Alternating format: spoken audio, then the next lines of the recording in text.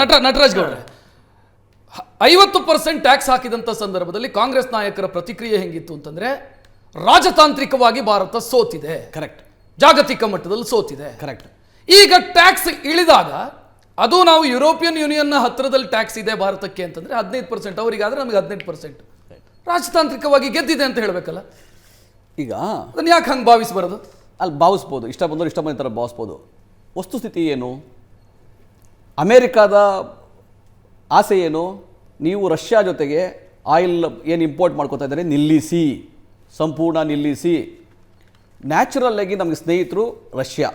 ಎಲ್ಲ ದೇಶಗಳಿಗಿಂತ ಯಾವಾಗಲೂ ಕೂಡ ನಮ್ಮ ಜೊತೆಗೆ ಪಕ್ಕದಲ್ಲಿರ್ತಕ್ಕಂಥವ್ರು ಸ್ನೇಹಿತರು. ಅವ್ರ ತವಿಂದ ನಾವು ಅದನ್ನು ಆಯಿಲ್ ಇಂಪೋರ್ಟ್ ಮಾಡ್ಕೊತಾ ಇದ್ದೀವಿ. ನಿಮ್ಗೆ ಗೊತ್ತಿರಬೇಕು, ಡಿಫೆನ್ಸ್ ಇಂಪೋರ್ಟ್ ಮಾಡ್ಕೊತೀವಿ. ರಷ್ಯಾ ಉಕ್ರೇನ್ ಯುದ್ಧದಲ್ಲೂ ಕೂಡ ನಮಗೆ ಅವರು ಸಬ್ಸಿಡಿನಲ್ಲಿ ನಮಗೆ ಆಯಿಲ್ ಕೊಟ್ಟಿದ್ದಾರೆ, ನಾವು ಸ್ಟೋರ್ ಮಾಡ್ಕೊಂಡಿದ್ದೀವಿ. ಸಬ್ಸಿಡಿ ಅಲ್ಲ, ಡಿಸ್ಕೌಂಟಲ್ಲಿ ಕೊಟ್ಟಿದ್ದಾರೆ. ಅಮೇರಿಕಾದ ಇನ್ನೊಂದು ಏನು ಉದ್ದೇಶ? ಇರಾನ್ ಜೊತೆಗೆ ಸಂಪೂರ್ಣ ನಿಮ್ಮ ಆಯಿಲ್ ಇಂಪೋರ್ಟ್ 2019 ನಿಲ್ಲಿಸ್ಬಿಟ್ರು, ಇಂಪೋರ್ಟ್ ಮಾಡೋದು ನಿಲ್ಲಿಸ್ಬಿಟ್ರು. ಯಾವುದೇ ರೀತಿಯ ವ್ಯವಹಾರವನ್ನು ನಿಲ್ಲಿಸಿ, ಇದು ಅಮೇರಿಕಾದ ಹೇಳಿಕೆ. ಇವರೇನು ಮಾಡಿದ್ರು? 2024ರಲ್ಲಿ 100 ಕೋಟಿ ರೂಪಾಯಿ 400 ಕೋಟಿ ರೂಪಾಯಿ ಕೊಟ್ಟರು. ಅದ್ಯಾವುದದ್ದು? ಚಬಾರ್ ಬಂದರ್ಗೆ. ಈ ವರ್ಷ ಚಕಾರ ಇಲ್ಲ. ಈ ವರ್ಷ ಬೇರೆ ಯಾವ ರೀತಿಯಾದಂಥ ವ್ಯಾಪಾರ ವ್ಯವಹಾರ ಇಲ್ಲ. ಆದರೂ ಕೂಡ 14,000 ಕೋಟಿ ರೂಪಾಯಿ ವ್ಯಾಪಾರ ವ್ಯವಹಾರ. ಅಲ್ಲಿ ನಾವು ಆಮದು ಮಾಡ್ಕೊತೀವಿ, ಡ್ರೈ ಫ್ರೂಟ್ಸ್ ಆಮದು ಮಾಡ್ಕೊತಾ ಇದ್ವಿ, ರಾಸಾಯನಿಕ ವಸ್ತುಗಳನ್ನ ಆಮದು ಮಾಡ್ಕೊತಾ ಇದ್ವಿ, ಫ್ರೂಟ್ಸ್ನ ಆಮದು ಮಾಡ್ಕೊತಾ ಇದ್ವಿ. ನಾವು ಕೂಡ ಬಾಸುಮತಿ ಅಕ್ಕಿನ ರಫ್ತು ಮಾಡ್ತಾ ಇದ್ದೀವಿ. ಈಗ ಆ ಅಕ್ಕಿನ ನಾವು ಎಕ್ಸ್ಪೋರ್ಟ್ ಮಾಡೋಕ್ಕಾಗಲ್ಲ. ನೇರ ಉತ್ತರ ಕೇಳಿದೆ ನಿಮ್ಮ ಹತ್ರ. ರಾಜತಾಂತ್ರಿಕ ಗೆಲುವು ಅಂತ ಯಾಕೆ ಭಾವಿಸಬಾರದು? ಈಗ ಟ್ರಂಪ್ ಏನು ಕ್ಲೈಮ್ ಮಾಡಿದ್ದಾರೆ? ನನಗೆ $500 ಬಿಲಿಯನ್ ವ್ಯಾಪಾರ ನಮ್ಮ ಜೊತೆ ಮಾಡ್ತಾರೆ.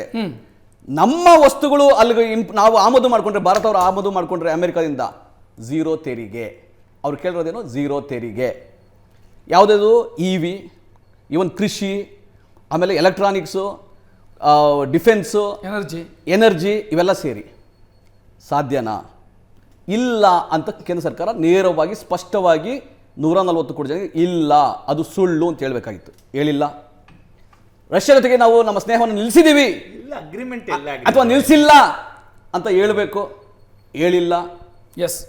ಇರಾನ್ ಜೊತೆಗೆ ನಾವು ವ್ಯವಹಾರ ಮುಂದುವರಿಸ್ತೀವಿ ಅಂತ ಹೇಳಕ್ಕೆ ಸಾಧ್ಯ ಆಗ್ತಾ ಇಲ್ಲ. ಇಲ್ಲೇನು ತೋರಿಸ್ತದೆ? ಇದೆಲ್ಲ ಏನು ತೋರಿಸ್ತದೆ? ಒಂದು, ನಾವು ಯುರೋಪಿಯನ್ ಟ್ರೇಡ್ ಮಾಡ್ಕೊಂಡ್ಮೇಲೆ, ಮದರ್ ಆಫ್ ಆಲ್ ಡೀಲ್ಸ್ ಮಾಡ್ಕೊಂಡ್ಮೇಲೆ ನಾವು ಯಾಕೆ ಮಾಡ್ಕೊಂಡ್ವಿ? ಅಮೆರಿಕಾಗೆ ನಾವು ಉತ್ತರ ಕೊಡ್ತಾ ಇದ್ದೀವಿ ನೋಡಿ ಅಂತ.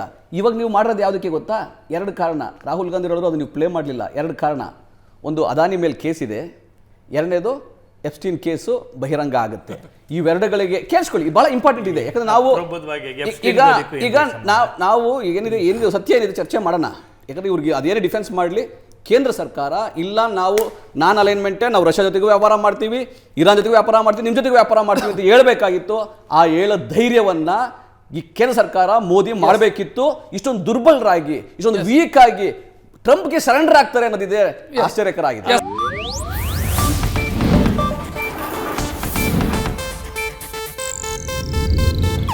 ಇದು ಏಷ್ಯಾನೆಟ್ ನ್ಯೂಸ್ ನೆಟ್ವರ್ಕ್ ಪ್ರಸ್ತುತಿ.